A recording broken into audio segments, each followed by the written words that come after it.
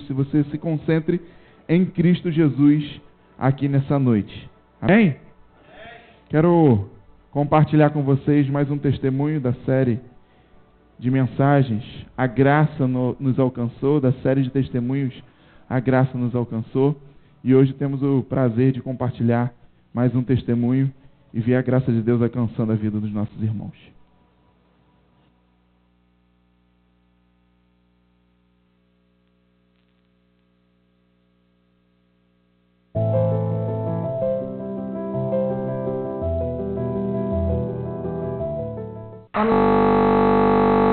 Olá, igreja, paz. Para quem não me conhece, meu nome é Fátima e eu sou a Fátima do Francisco, a mãe da Esther, e eu vim aqui para compartilhar com vocês um pedacinho da minha história, do nosso testemunho, né? Um deles, né? Já compartilho que tenho vários. E é a respeito, né, da maternidade, a respeito do milagre que Deus fez na nossa vida, né? Me tornou uma mulher fértil, uma mulher geradora de vida.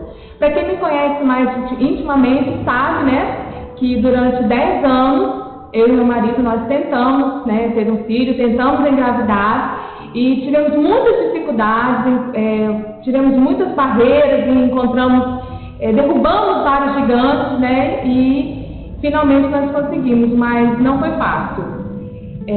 Foram 10 anos tentando, 10 anos orando, 10 anos buscando, 10 anos, né, crendo e confiando nas promessas que Deus tinha sobre as nossas vidas, crendo, né, que Deus era soberano e iria fazer o impossível na nossa vida, porque aquilo que nós fizemos durante todo o tempo foi crer, confiar, esperar, e foi o possível.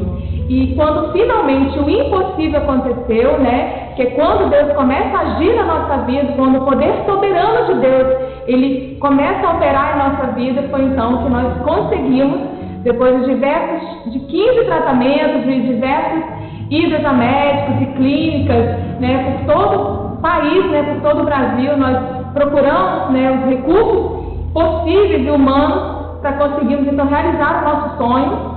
Mas a palavra nos diz que Deus ele concede o desejo do nosso coração, não é verdade? E a palavra também nos diz que a promessa adiada faz adoecer o coração. Então, nosso coração estava triste e o Senhor ele se compadece de nós. Eu quero também dizer para vocês que Deus ele realiza sonhos, que Deus ele não se esqueceu dos seus sonhos, ele vai realizar os seus sonhos também. Continue crendo, confiando e esperando. Né? Para quem nos conhece a Esther, que está aí para a honra e glória do Senhor, que está aí para glorificar a Deus e mostrar que Deus é Deus do impossível. Mesmo ela ter sido concebida, né? Mesmo eu ter engravidado por meio de um tratamento de fertilização, a última palavra é de Deus. Por que nós consideramos a gravidez esse um milagre? Porque todos os recursos humanos, todos os recursos possíveis já tinham se esgotado. E é aí que Deus entra fazendo aquilo que é impossível aos olhos do homem. Quando nós desistimos de agir com as nossas próprias forças, de agirmos com o nosso próprio intelecto, com as nossas próprias ferramentas, é onde Deus entra e começa a agir com o sobrenatural, com o impossível, porque Ele não vai dividir a glória dele com ninguém. A glória é dele, a honra é dele, o louvor é dele. O que Ele quer de nós? Fé, confiança, louvor e adoração, não é verdade? Aqueles que o adorem em espírito e em verdade. E foi por meio do louvor, da adoração, da oração, né, que nossa oração subiu aos céus, chegou e tocou o coração de Deus, e Ele nos abençoou, tocou no meu ventre e fez então que mesmo por meio de tratamentos de fertilização, eu viesse a engravidar e nós tivéssemos a nossa filha. Né? Então eu queria compartilhar isso com vocês. Ela é um milagre, sim, é um milagre de Deus, ela é o meu milagre, né? Ela é minha herança, ela é a nossa herança, e essa é a mensagem que eu deixo para vocês. Deus abençoe a todos.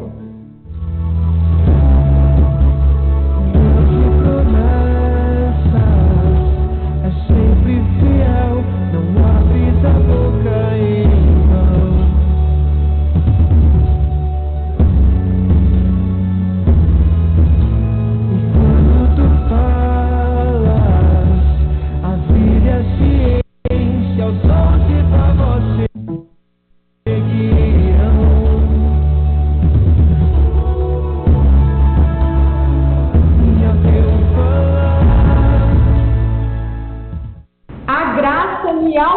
sou. Glória a Deus. Glória a Deus. 10 anos tentando. E como ela mesmo disse, o mérito não é da medicina. Porque se fosse, não levaria 10 anos. Os melhores médicos, os melhores recursos foram utilizados. E mesmo os melhores médicos e recursos desistiram. Falaram assim, ó, não tem jeito. E no final desse ciclo de 10 anos, a graça do Senhor se encontra com o tempo do cumprimento da sua promessa sobre a vida de Francisco e Fátima. E eles engravidam da Esther. E a Esther está aí hoje. Quantos anos que a Esther tem? 5 anos? 4, 5? 3? Não. Quantos anos, Leila? Quantos anos, amor? 3? Ives está certo. 3 anos. É porque ela é grandona, né? Louvado seja o Senhor. Queridos, nós temos vivido um tempo de apostasia. O que é apostasia? Apostasia é o esfriamento da fé. E a apostasia é um dos sinais que Deus nos deu para conhecer o fim dos tempos.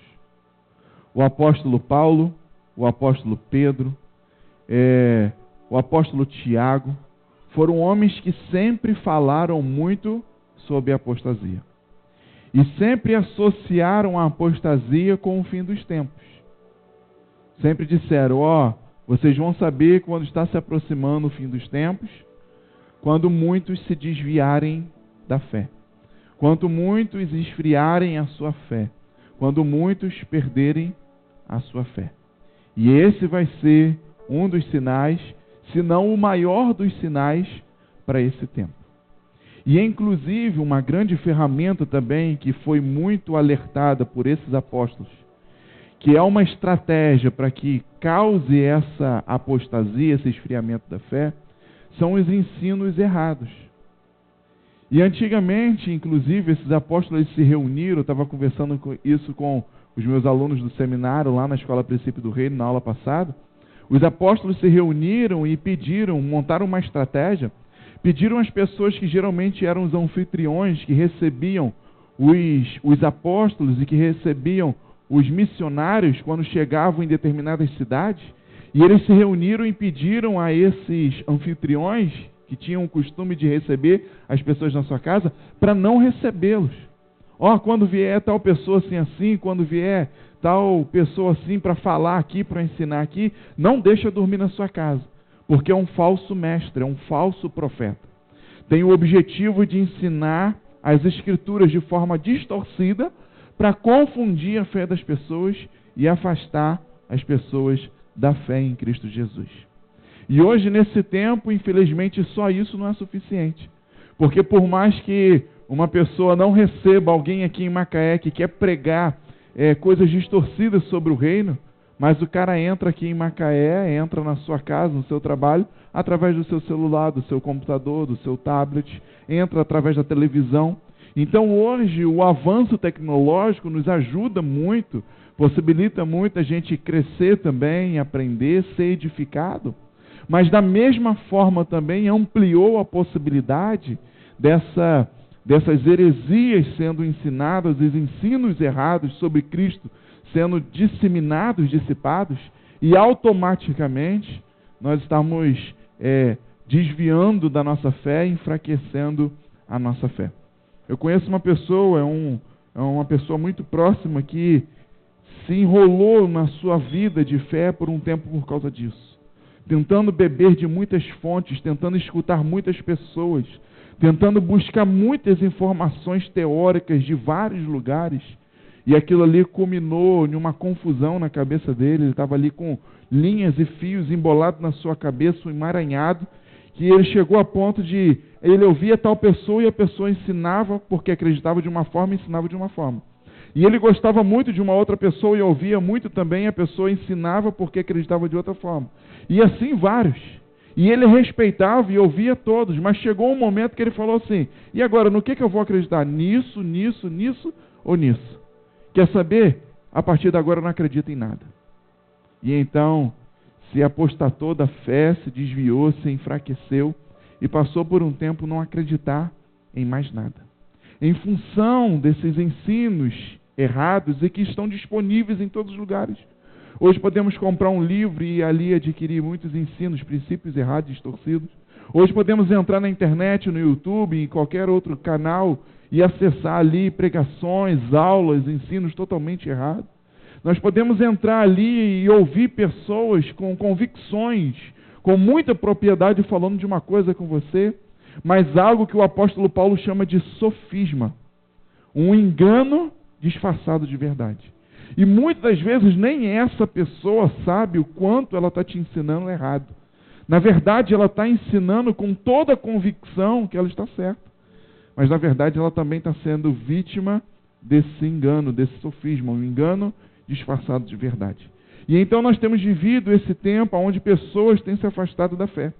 Olhamos, vemos pessoas sendo ganhas para Jesus a cada dia, a cada culto, a cada momento, e nós nos alegramos por isso. Mas como pastor, eu também vejo pessoas se afastando de Jesus, perdendo a sua fé, se esfriando na sua fé a cada dia também. E muitas das vezes a luta de ganhar uma pessoa para Jesus acaba sendo mais fácil do que a luta de conservar uma pessoa em Jesus.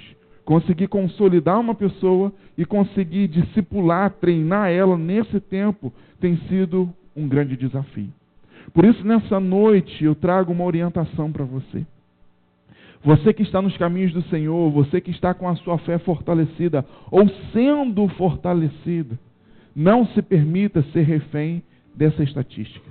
Não se permita ser mais uma pessoa a qual o nosso inimigo tem todo um planejamento estratégico para ceifar a sua vida. Não se permita ser um daqueles que vai acontecer isso para o cumprimento da própria palavra, que no final dos tempos o amor de muitos se esfriariam, não o amor só um pelo outro, pelo irmão, mas o amor ao Senhor. Porque os 2 mandamentos que Jesus resumiu dos 10 e nos deixou foi: ame a Deus acima de todas as coisas e ame o seu próximo.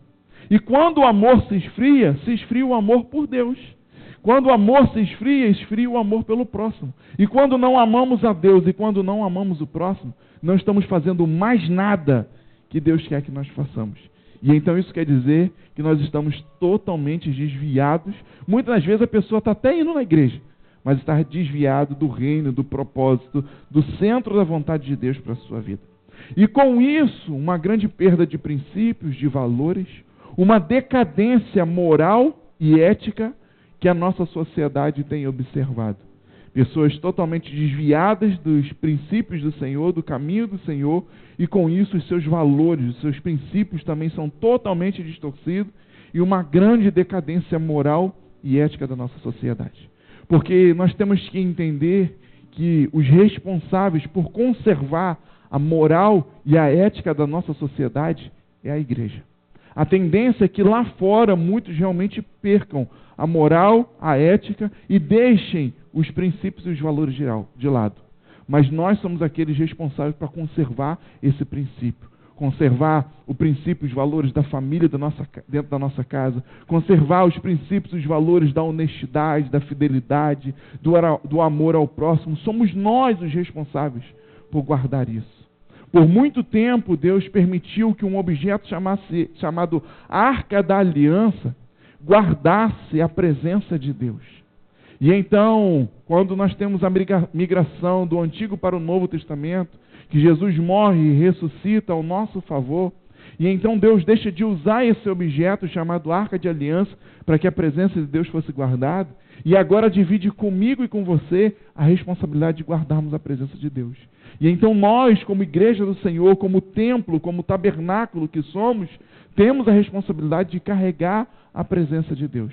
Então são esses que são responsáveis por guardar também, proteger os princípios e os valores que Deus deixou, que Jesus Cristo nos ensinou e que nós precisamos carregar dia após dia.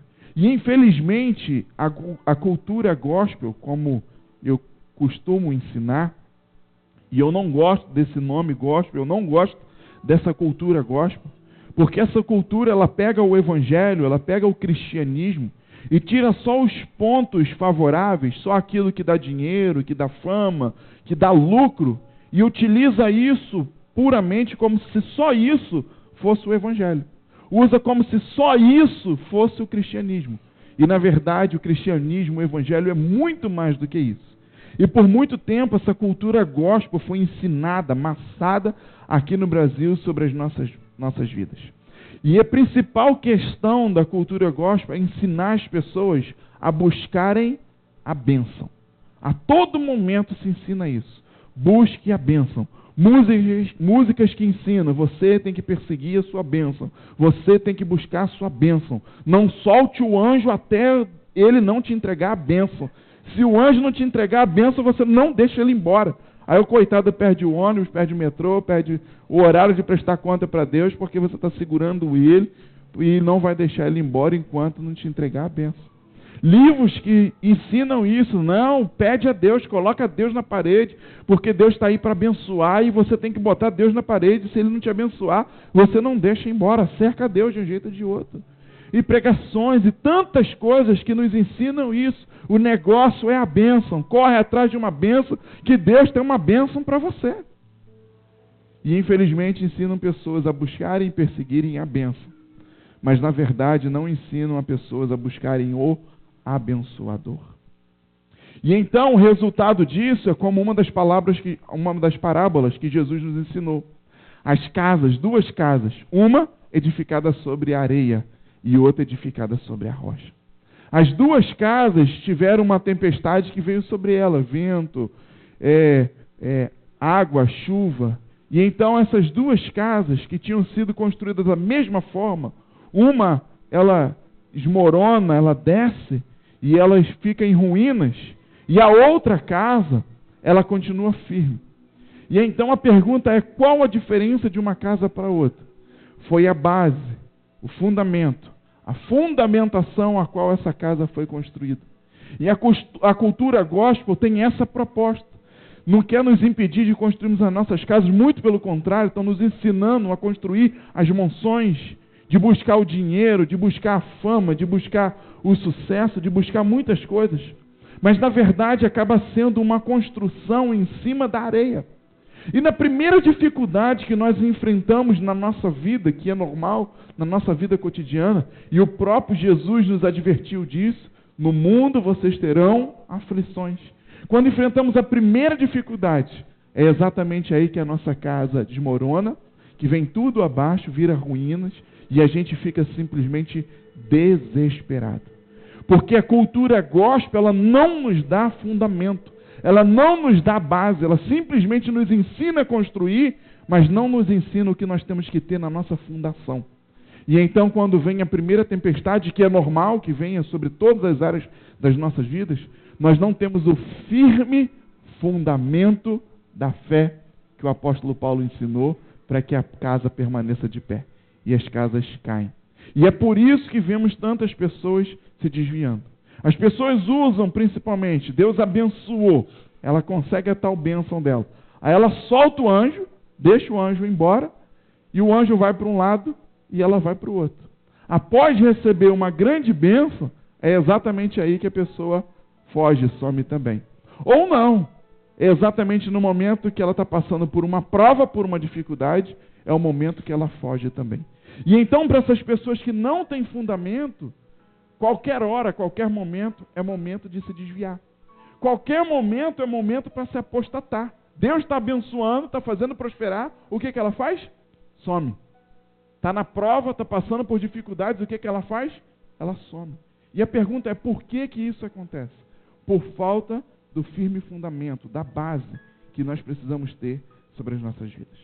A exemplo disso, eu falei alguns dias atrás sobre os 10 leprosos, que estavam lá precisando de cura, estavam à parte da sociedade, à margem da sociedade, e Jesus passa pela aldeia deles, e eles pedem para ser curados. Jesus abençoa e cura os 10, e manda que eles vão até o sacerdote se apresentar para comprovar aquela cura, e os 10 vão, e chegam lá e estão curados, e um deles volta, procura Jesus, se apresenta a Jesus, adora a Jesus, e agradece a Jesus pela cura que recebeu. Presta atenção, 10 são curados, 9 não voltam, 1 volta, retorna e agradece. Dos 10 que foram curados, 9 queriam a bênção, mas 1 entendeu que a maior graça, que o maior presente que ele ganhou, não foi a cura, não foi a bênção, mas foi o abençoador. E então ele voltou e procurou o abençoador. E diz essa mesma história, que quando aquele rapaz volta e agradece a Jesus, Jesus olha para ele e fala assim: agora sim, além de ter te curado, a sua fé te salvou. E ele ganha ali naquele momento o maior presente da vida dele, que foi a salvação. Os 9 que queriam a bênção foram curados e foram embora. Mas no dia do amanhã, no dia do juízo, quando se encontrarem com a morte ou quando chegar o fim dos tempos, no dia que forem julgados, eles podem não ter a sua salvação. Uma coisa é ter sido abençoado e ter sido curado, mas outra coisa é ser salvo. E esse que voltou, Jesus falou para ele: a sua fé te salvou. Você está salvo em Cristo Jesus a partir de agora. E então o fato de vermos pessoas curadas por aí, a pessoa tinha câncer e foi curada por Jesus, a pessoa tinha uma deficiência física e foi curada por Jesus, amém, glória a Deus por isso. Mas o mais importante, eu sempre pergunto, e ela foi salva por Cristo Jesus? Ela já entregou a vida dela para Jesus? Ela serve fielmente a Jesus? Porque senão, é só uma cura. E hoje a medicina está tão avançada e pode ajudar pessoas a encontrarem cura também. Mas na verdade, muito mais importante que a cura é a salvação em Cristo Jesus. Assim, pessoas correm atrás de casas, de carros, de benefícios, de todas as formas. E Jesus abençoa, dá aquilo à pessoa. E muitas das vezes aquilo ali é o maior presente, é o maior galardão que ela quer receber. E ao alcançar aquilo ali, ela se desvia, ou ao passar por uma dificuldade, como disse, ela se desvia. Mas nós precisamos entender uma coisa, diz assim comigo: o abençoador é maior que a bênção. Entendeu? Pessoas estão correndo a todo tempo atrás da bênção. Mas nós temos que ser aqueles que corremos na contramão do sistema. E quando alguém te perguntar onde você está, você está correndo atrás da bênção? Você fala: não, eu estou correndo atrás do abençoador. Porque quando eu encontrar o abençoador, como foi o caso daquele leproso que voltou para agradecer, ele vai encontrar muito mais. Porque ele recebeu muito mais do que a cura. E Deus tem muito mais para você, meu irmão. Deus tem a cura também, como foi o caso do leproso. Mas além da cura, Ele tem muito mais para você. Deus tem a sua prosperidade financeira, mas além da prosperidade financeira, Ele tem muito mais para você. Deus tem o ajuste no seu relacionamento, na sua vida sentimental, mas além disso, Deus tem muito mais para você. Por isso o desafio para nós que somos verdadeiros cristãos é não corrermos atrás da bênção, mas sim atrás do abençoador. Olha para a pessoa que está do seu lado e fala assim: Deus tem muito mais para você. Para outra pessoa agora, fala: Deus tem muito mais para você. Agora eu quero que você olhe de novo para a pessoa e fale com convicção: o abençoador é maior do que a bênção.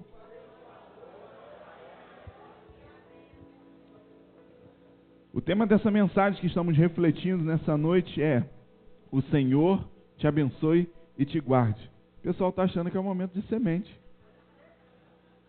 Se você também estava pensando, pegadinha. Te enganei, abestado. Você já viu o candidato que fez propaganda eleitoral assim? Começou assim, ó. Começa a propaganda eleitoral, ele estava com a mão na frente assim: sou eu, abestado, te enganei, falei que não ia voltar, mas voltei, né? Os abestados lá se enganaram, pensaram que era o momento do dízimo e oferta. E você também talvez ficou abestado nesse momento, achou que era o momento do dízimo e oferta. Não é. Presta atenção numa coisa: o Senhor te abençoe e te guarde. O mesmo Deus que nos abençoa é o mesmo Deus que nos guarda. Porque se Deus nos abençoar e não nos guardar, nós estamos em problema. Nós enfrentaremos um grande problema na nossa vida. Abre sua Bíblia para você entender isso. Livro de Números, 4º livro da Bíblia, Antigo Testamento. penúltimo livro do Pentateuco, quarto e penúltimo livro do Pentateuco. Pentateuco é os cinco primeiros livros da Bíblia, escrito por Moisés. Números capítulo 6, versículo 22. Você que nos visita hoje, se estiver sem a sua Bíblia, vamos compartilhar com você. Ou se porventura trouxe e não encontrar, vamos te ajudar a encontrar o livro de Números no capítulo 6, versículo 22. Tem alguém nos visitando hoje pela primeira vez? Se tiver, faz um sinalzinho assim com sua mão. Queremos te ver, te conhecer. Tem alguém nos visitando hoje pela primeira vez? Não? Todo mundo firme já, né? Muito bem. Glória a Deus. Os visitantes estão lá assistindo o jornal, né? O Fantástico, olhando a apuração das pesquisas, né? Mas nós estamos aqui buscando aquele que está acima das pesquisas, da política, da eleição e que tem uma voz profética para o Brasil. Números capítulo 6, versículo 22. Quem achou diz amém. Amém. Que bom. Disse o Senhor a Moisés: fala a Arão e aos seus filhos dizendo: assim abençoarei os filhos de Israel e lhe direis: o Senhor te abençoe e te guarde. O Senhor faça resplandecer o rosto sobre ti e tenha misericórdia de ti. O Senhor sobre ti levante o rosto e te dê a paz. Assim porão o meu nome sobre os filhos de Israel e eu os abençoarei. Essa aqui é a oração sacerdotal, conhecida também como a bênção sacerdotal sobre o povo de Deus. Deus ensina a Moisés a fazer essa oração e pede a Moisés, como líder do seu povo, que compartilhasse isso com Arão, que era o sacerdote, o líder espiritual do povo naquele tempo, e pede tanto a Moisés e Arão, que eram os líderes espirituais, que orem dessa forma com o seu povo, que sempre ore assim com o seu povo. Fala, Senhor, a Arão e aos seus filhos, dizendo: assim abençoarei os filhos de Israel. É assim que tem que orar pelos filhos de Deus, pelo povo de Deus. E a primeira coisa que Deus diz: o Senhor te abençoe e te guarde. O detalhe que eu quero chamar, nós temos aqui mais informações, mas eu quero chamar a sua atenção para esse detalhe: o Senhor te abençoe e te guarde. A cultura gospel pegou, por exemplo, esse versículo aqui, dividiu ele, que já é pequeno, uma frase pequena, e dividiu ele já em duas partes. E fala: o Senhor te abençoe. A todo momento, pessoas querem abençoar pessoas estão buscando a bênção de Deus, correm atrás da bênção de Deus, e só querem o Senhor que abençoa. Que o Senhor te abençoe. Inclusive virou uma gíria, inclusive virou uma expressão muito popular. Antigamente os filhos falavam para o pai: me abençoe, pai, me abençoe, mãe, né? Uma gíria rápida, bença, né? Era assim: bença, pai, bença, mãe. Aí, Deus te abençoe. O que é isso? É a oração sacerdotal, é a bênção sacerdotal. Mas esquecendo de uma parte muito importante da bênção sacerdotal. Esquecendo da parte te guarde. O correto é: me abençoa, pai, me abençoa, mãe. E não é errado isso, tá, irmãos? Não é pecado isso, muito pelo contrário. Isso é muito correto. Na cultura judaica, na cultura que Jesus foi criado, ensinado, ele sempre prezou isso. Ele sempre reconheceu a autoridade dos seus pais e sempre pediu para que os seus pais te abençoassem. Então não é errado você pedir para os seus pais, para os seus pastores, para os seus líderes, para aquele que você reconhece que é uma autoridade sobre a sua vida, pedir para te abençoar. Me abençoe. Mas a expressão correta, a palavra correta é: que Deus te abençoe e te guarde. Sempre que o Senhor nos abençoa, Ele tem o cuidado de nos guardar. Mas nós, muitas das vezes, queremos só a bênção, mas não queremos que o Senhor também nos guarde. Por que o Senhor tem que nos abençoar e nos guardar? Porque a própria bênção de Deus sobre a sua vida provoca ira, provoca inveja em pessoas próximas, em pessoas a média distância de você, pessoas longe de você, provoca ira em irmãos não se espante. Provoca ira em pessoas que você ama e que muitas das vezes te ama também. Provoca inveja e ira. E no mundo espiritual não é diferente. Também provoca ira no mundo espiritual. Vemos isso no relato quando Satanás está observando a vida de Jó e vai diante de Deus reclamar com Deus que Jó era um homem próspero, um homem com tudo de bom na sua vida, e ele vai reclamar diante de Deus que se Jó não tivesse nada daquilo, ele não ia ser um servo fiel ao Senhor. Ele só é fiel por causa das coisas que ele tem. Deus disse, não é. Ele é fiel por causa do coração dele. E então esse homem, ele passa por uma prova na sua vida por causa de uma inveja, por causa de uma ira de Satanás, segundo a prosperidade de Deus na vida dele. Era um homem próspero financeiramente, tinha filhos, tinha mulher, tinha fazenda, tinha tudo, irmãos. E por causa dessa prosperidade de Deus que havia sobre a vida dele, a ira de Satanás se acende sobre ele, e então ele pede permissão a Deus para colocar esse homem em uma prova segundo a sua prosperidade. Por isso que o Deus que nos abençoa tem que ser o mesmo Deus que nos guarda. Porque a bênção de Deus sobre as nossas vidas provoca ira e inveja na vida de pessoas e no reino das trevas também. Por exemplo, José ganhou uma túnica especial do seu pai. Não sei se você se lembra disso. Presta atenção aqui, irmão. Desvia sua fé, não. Desvia sua atenção, não. Um dia, José ganhou uma túnica especial dos seus pais. Ele tinha outros irmãos. Nenhum dos irmãos ganharam aquela roupa, aquela túnica. Ele foi o único que ganhou. E o que aconteceu com seus irmãos? Ficaram com inveja, ficaram com raiva, ficaram com ódio daquela túnica que José ganhou. E passaram a fazer o que com seu irmão? Perseguir. Quando lemos a história, nós entendemos, vemos exatamente isso. José passa a ser perseguido pelos seus irmãos, passa a ser odiado. A Bíblia fala isso, que os seus irmãos passaram a odiar José por inveja que eles estavam de José por ter ganhado aquela túnica. E olha que José nem pede aquela túnica, ele nem pediu. Ele simplesmente ganhou. Foi a graça do seu pai que trouxe aquela túnica sobre a vida dele. E então José é perseguido pelos seus irmãos. José apanha dos seus irmãos a ponto de ser muito machucado, quase morrer. É jogado em um poço com intenção de o matar. E no final das contas, porque encontraram uma punição pior do que matar José, venderam ele como escravo para o Egito. Não porque tiveram pena, dó, piedade. Entenda isso, fala assim, não, morrer é pouco para José. Nós vamos vender ele como escravo para o Egito, porque morrer é pouco.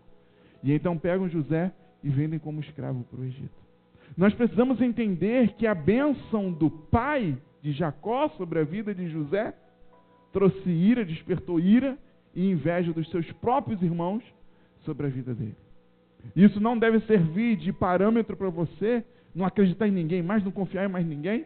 Dependendo do candidato que ganhar, você tirar o porte de arma e falar, vou matar um. Não precisa, tá bom? O amor está acima de tudo. Você não precisa desconfiar das pessoas, você não precisa viver dessa forma, mas precisa entender que o Deus que te abençoa, Ele tem que te guardar. Porque se o Deus que te abençoa não te guardar, você está entregue a más situações. Mas foi o suficiente para os irmãos de José perseguirem ele por causa de uma bênção do pai. Então tome cuidado quando você pede só a bênção do pai. Quando você corre atrás só do Deus que te abençoa. Quando você ora pedindo a Deus só para te prosperar no seu trabalho e te dar um cargo maior. Quando você pede a Deus só para te prosperar no seu trabalho e te dar um salário maior, te dar uma casa nova para você morar, te dar um outro lugar para você ir. Eu tenho uma experiência que eu moro num bairro popular em Macaé. Nasci e fui criado nesse bairro. É um bairro muito popular. Mas em todo esse tempo, em 34 anos que eu moro nesse bairro, eu nunca sofri um assalto. Eu nunca sofri nenhum problema de violência naquele bairro. Nunca sofri. Nunca entraram na nossa casa, nunca apanharam uma bicicleta, nunca fizeram nada. Teve um dia que eu fui, já contei essa história aqui, eu fui no mercado para meu pai e para minha mãe, fui de bicicleta. E quando voltei a pé, esqueci a bicicleta lá. E já tinham passado horas e horas, a bicicleta não estava trancada lá não. E eu lembrei da bicicleta e voltei lá correndo para pegar, e a bicicleta estava lá. É claro que isso tem alguns anos, né? Não pode levar ao pé da letra hoje também.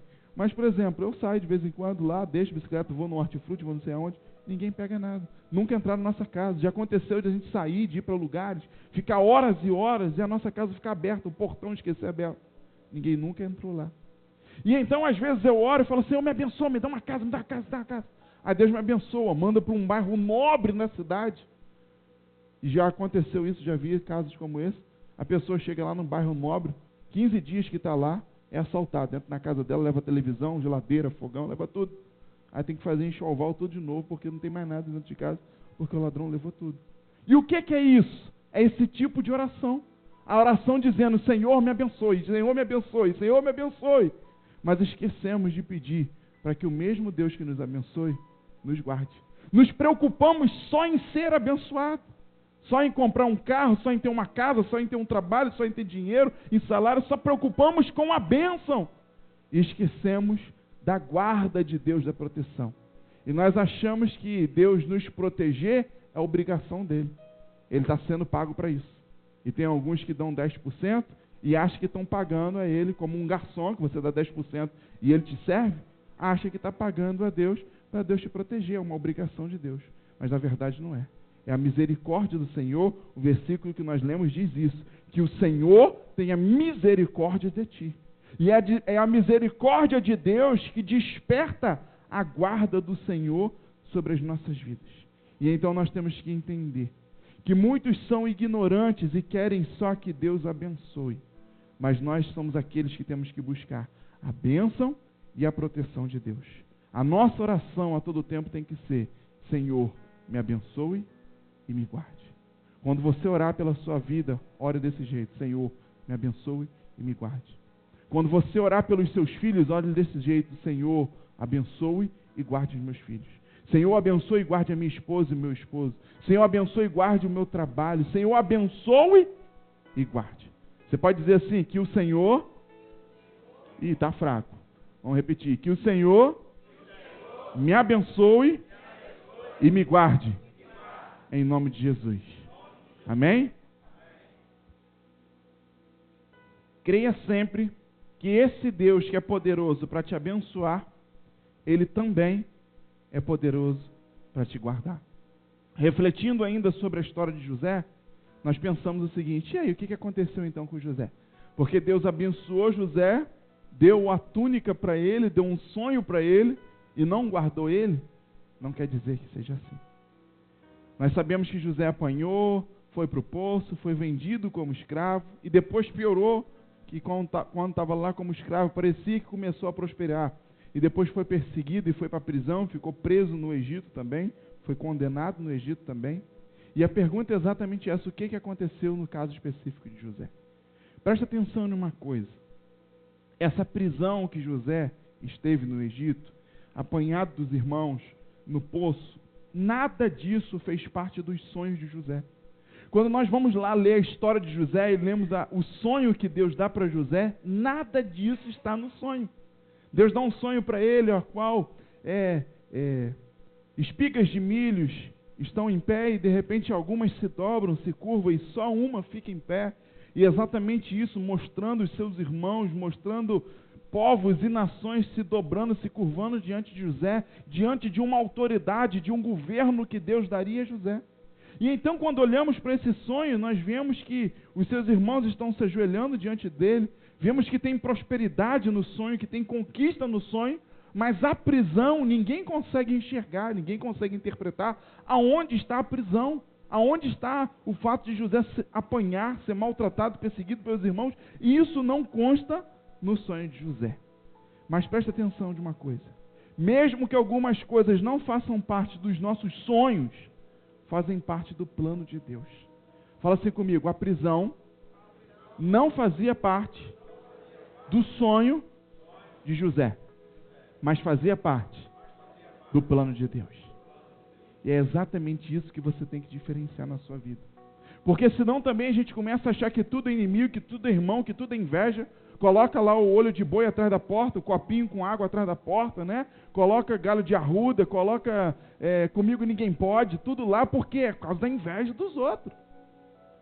na verdade, irmãos, não está ligado a isso. Está ligado também ao plano de Deus sobre a sua vida.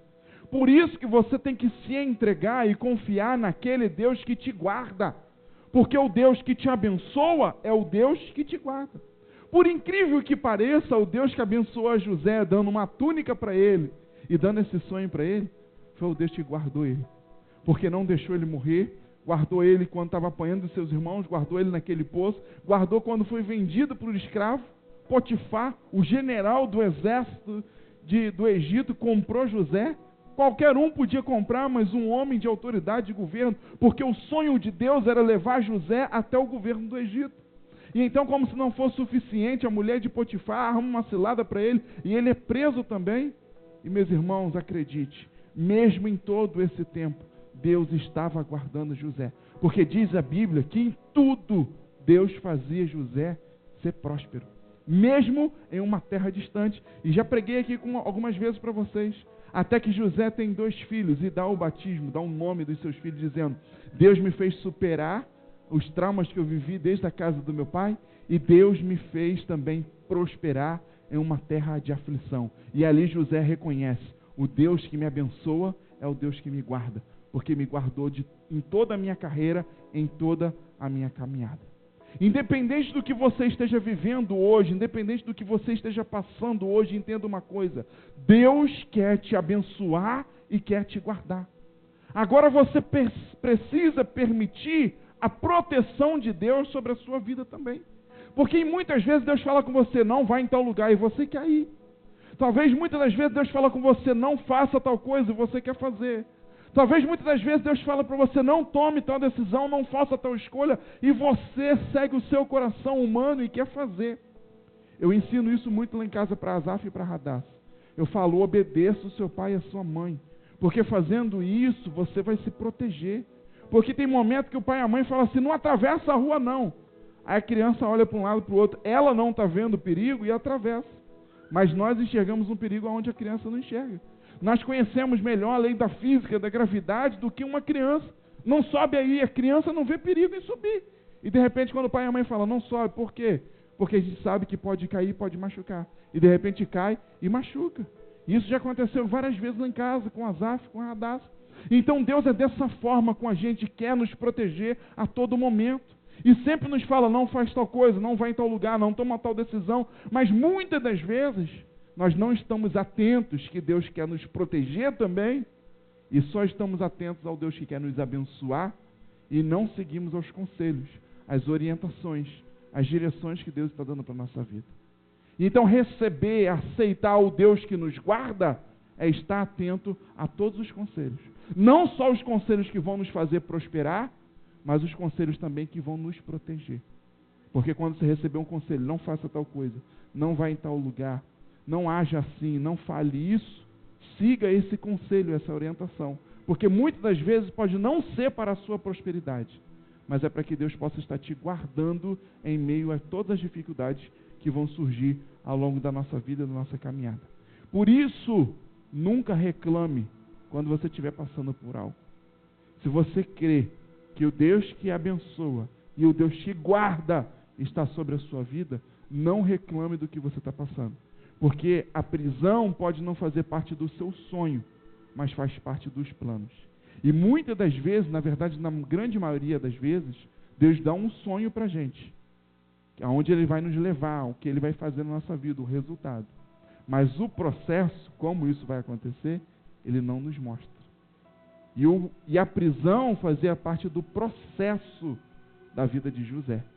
Não fazia parte do destino final, mas fazia parte do processo que Deus não quis mostrar, não quis revelar para José, até para nos poupar. Então tem muitas coisas que acontecem na sua vida hoje, você fala: eu não estava pensando nisso, não estava planejando, pensei que isso ia acontecer. Mas entenda que faz parte do processo de Deus, e que mesmo nesse processo, Deus está te guardando. Deus está guardando a sua vida, a sua saúde, a sua família e todas as áreas da sua vida. Amém, irmão? Abra sua Bíblia no livro de Mateus, por gentileza. Novo Testamento, Evangelho de Jesus segundo Mateus, o primeiro livro do Novo Testamento. Mateus capítulo 2.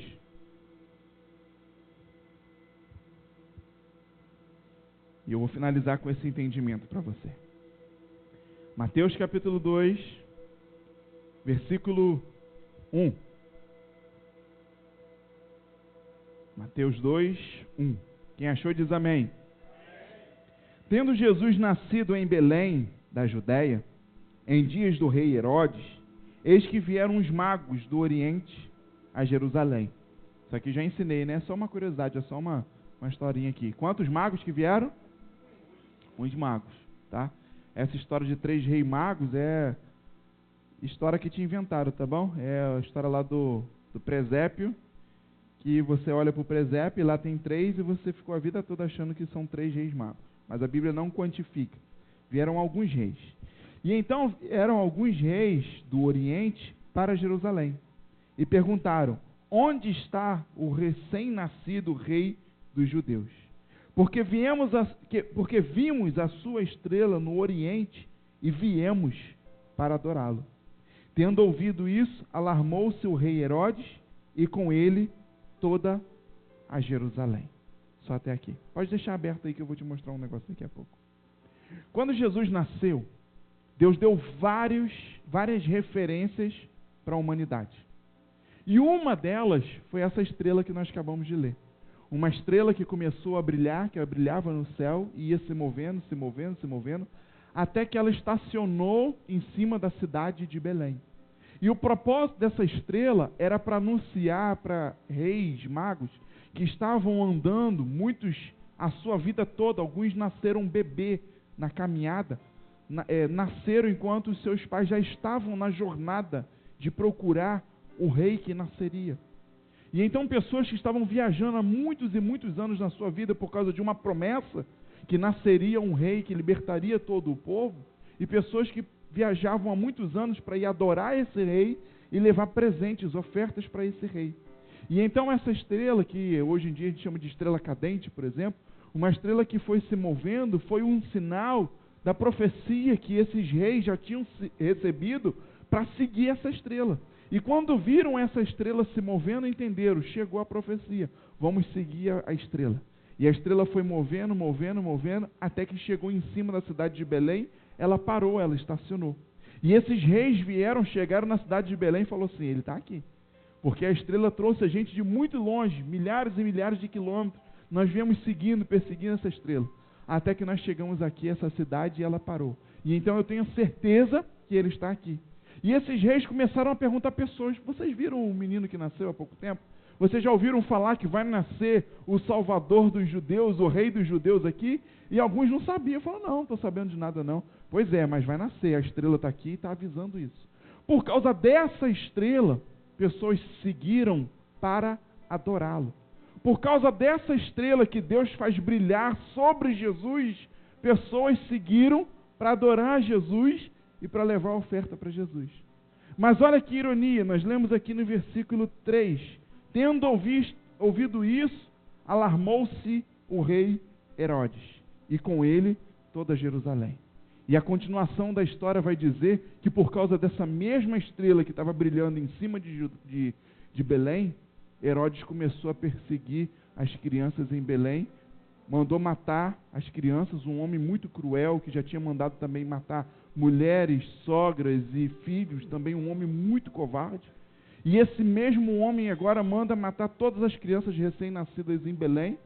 E então ouviu falar que tinham fugido de Belém e ele manda matar todas as crianças recém-nascidas, abaixo de 2 anos de idade, mandou matar todas as crianças que encontrasse à sua frente.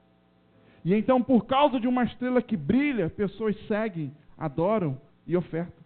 Mas por causa da mesma estrela que brilha, pessoas perseguem e tentam matar. Mas o fato é que o Deus que abençoou e fez essa estrela brilhar lá em cima de Belém, na vida de Jesus, era o mesmo Deus que estava guardando.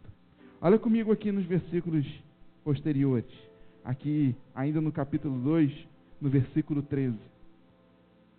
Tendo eles partido, eis que apareceu um anjo do Senhor a José em sonho e disse, dispõe-te, toma o menino e a sua mãe e foge para o Egito, e permanece lá, até que eu te avise, porque Herodes há de procurar o menino para matar. Esse é o Deus que abençoa e guarda. Às vezes você não entende, acontece algumas coisas na sua vida. Você precisa mudar de trabalho e você não entende por que mudou. Você precisa mudar de casa e não entende por que mudou. Você precisa mudar de profissão, não entende por que mudou. Você precisa mudar de bairro, de cidade, você precisa mudar. Tem momentos da sua vida que Deus manda você se adiantar. E Ele usa circunstâncias para te impulsionar a fazer isso, porque se deixar por sua escolha você não vai fazer. O povo, quando atravessou o Mar Vermelho, quando se abriu, irmão, não foi fé não, foi a única opção. Porque diante dele estava o mar, atrás dele estava o exército de Faraó, o melhor exército do mundo, equipado para matar todo mundo, destruir todo mundo, e de repente o mar se abre. Na verdade, eles escolheram a opção menos pior, atravessaram o Mar Vermelho, porque eles sabiam que o exército não ia ter piedade deles, que ia chegar para matar todo mundo. E tem momentos nas nossas vidas também que Deus faz assim, porque se deixar você escolher, decidir, eu não sei se eu vou, se eu não vou, não sei se eu faço, se eu não faço, se deixar você escolher, você não vai escolher. Tem hora que Deus coloca exército, carruagem, homens com espada atrás de você, te perseguindo para fazer você andar e tomar uma decisão na sua vida. Porque se esperar você tomar uma decisão, você nunca vai tomar decisão. Mas você precisa entender uma coisa: o Deus que te abençoa e faz a estrela brilhar e dá um sinal sobre a sua vida é o mesmo Deus que te guarda. Foi o mesmo Deus que deu um sonho para o pai de Jesus, chamado José, e falou: existem homens perseguindo, Herodes vai procurar um menino para matar, ponha ele, a sua mãe, e vai para o Egito e se esconde lá. E aconteceu isso. E a história diz que enquanto Herodes não morreu, José não traz Jesus de volta. E então, depois que o rei Herodes morre e aquela onda de perseguição passa, José traz Jesus de volta. E presta atenção numa coisa: muitas crianças, dizem que milhares de crianças naquela época, de 2 anos para baixo, foram mortas por essa perseguição. Alguns que não estavam contando com essa proteção de Deus, só estavam contando com a bênção de Deus. E ficaram reféns da violência de Herodes sobre a vida deles. Por isso, meus irmãos, não se esqueça que nós devemos servir e buscar o Deus que nos abençoa e o Deus que nos guarda. Muitas das vezes a bênção gera um comodismo sobre as nossas vidas. E quando nós buscamos só o Deus que abençoa, nós nos acomodamos e nós nos expomos a fragilidades, a dificuldades e a perigos nas nossas vidas. Nós precisamos entender que a todo momento o Deus que nos abençoa quer nos guardar. Por isso esteja atento.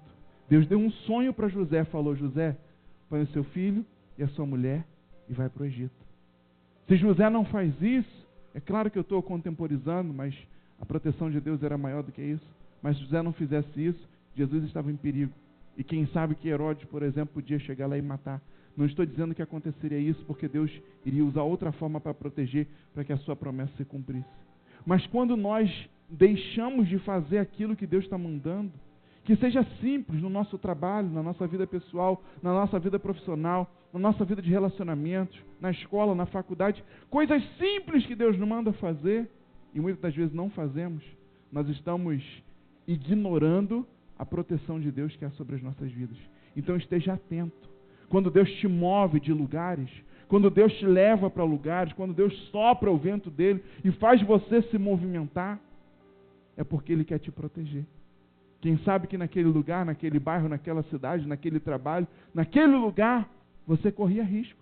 Talvez era um risco de vida, talvez você estava prestes a morrer naquele lugar e Deus te protegeu. E muitas das vezes só reclamamos: poxa, eu tinha um trabalho bom, eu trabalhava naquele lugar e Deus mandou eu sair de lá, fechou a porta para mim. Mas mal você sabia que o que tinha preparado para você naquele lugar era a morte. Às vezes a gente mora numa casa, num bairro, e aconteceu uma coisa ruim, uma tragédia com você. E Deus muda todo o curso da sua história para te proteger. Mas nós estamos tão envolvidos por causa da cultura gospel, no Deus que abençoa, que abençoa, que abençoa, que só olhamos para a bênção. Esquecemos de olhar para o Deus que nos guarda também. Por isso, a partir de hoje, esteja atento ao Deus que te abençoa, mas também esteja atento ao Deus que guarda. E eu quero fazer essa oração pela sua vida e fazer como o Senhor ensinou a Moisés e a Arão, e pedir a Deus que te abençoe e te guarde. Abençoe e guarde você, a toda a sua família e a todos os seus negócios. Fique de pé no seu lugar em nome de Jesus. Eu quero fazer essa oração com você. Nós vamos adorar já o Senhor e vamos fazer essa oração final. Mas eu queria fazer um desafio para você. Eu queria chamar os diáconos, por favor, para trazerem as salvas. Hoje eu quero orar com você aqui no altar do Senhor.